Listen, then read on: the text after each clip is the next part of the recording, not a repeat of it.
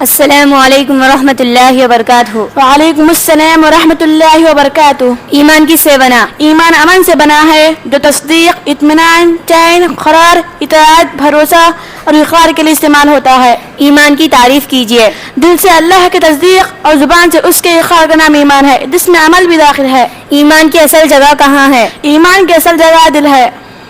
کیا ایمان کا اقرار کرنا لازم ہے؟ ہاں، حالات سازگار ہوں تو ایمان کا اقرار کرنا لازم ہے۔ کیا ایمان ناقابل تقسیم ہے؟ نہیں، بلکہ ایمان قابل تقسیم ہے، جس کے بہت سارے شعبے ہیں۔ کیا ایمان بڑھتا ہے؟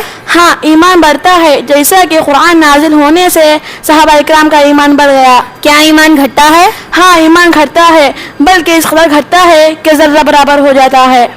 کیا ایمان مضبوط ہوتا ہے؟ ہاں، ایمان مضبوط ہوتا ہے، کیونکہ طاقتور مومن اللہ کو بہت پسند ہیں۔ کیا ایمان کمزور ہوتا ہے؟ ہاں، ایمان کمزور ہوتا ہے، جیسا کہ برائی کو ہاتھ اور زبان سے نہ روک سکنا، دل سے اسے برا جاننا سب سے کمزور ایمان ہے۔ کیا ایمان بوسیدہ ہوتا ہے؟ ہاں، جس طرح کپڑا بوسیدہ ہوتا ہے اسی طرح ایمان بوسیدہ ہوتا ہے، اسی لیے ایمان تازہ ہونے کے لیے اللہ سے دعا کرنی چاہیے۔ کیا ایمان کا ذائقہ ہوتا ہے؟ ہاں، اصول ثلاثہ پر عمل کرنے سے ایمان کا ذائقہ حاصل ہوتا ہے۔ کیا ایمان کی مٹھاس ہوتی ہے؟ ہاں، اللہ اور اس کے رسول سے سب سے زیادہ محبت کرنے، اپنے لیے جو پسند کرتے ہیں وہ اپنے بھائی کے لیے پسند کرنے اور کفر میں لوٹنے سے کراہت کرنے سے ایمان کی مٹھاس ملتی ہے۔ کیا ایمان کی زینت ہوتی ہے؟ ہاں، ایمان کی زینت ہوتی ہے، جسے حاصل کرنے کے لیے نبی صلی اللہ علیہ وسلم نے دعا فرمائی ہے۔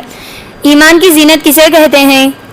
ایمان پر ثابت قدم رہنے، اطاعت کی توفیق ملنے اور اچھا عمل کرنے کو ایمان کی زینت کہتے ہیں۔ کیا ایمان کی روشنی ہوتی ہے؟ ہاں، ایمان کی روشنی ہوتی ہے جو زنا کی وجہ سے ختم ہو جاتی ہے۔ کیا ایمان کی پوشاک ہوتی ہے؟ ہاں، ایمان کی پوشاک ہوتی ہے جو شہید کو پہنائی جائے گی۔ آخری زمانے میں ایمان کس طرف چلا جائے گا؟